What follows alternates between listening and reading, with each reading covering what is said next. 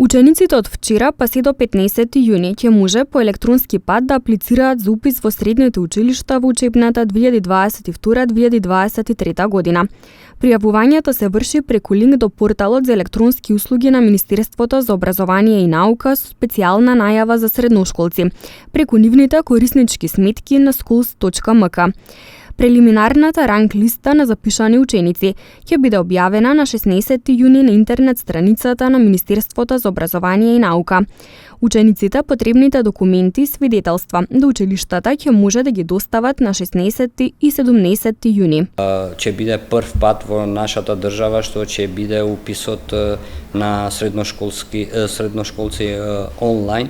Тоа ќе биде една веб страна, мислим дека ќе биде директна од Министерството за образование и наука и после на крајот на јуни ќе биде вториот рок за упис на учениците и ќе видиме како ќе тече оваа постапка, пошто пак ќе кажеме прв пат што ќе се спроведе во нашата држава. Во државните средни училишта низ Тетово за следната учебна година се предвидени 2400 слободни места. Ние сме ги собирале сите податоци, значи кога сме го направиле предлог планот и после тоа поминуваше и на совет план за упис на ученици во средните училишта.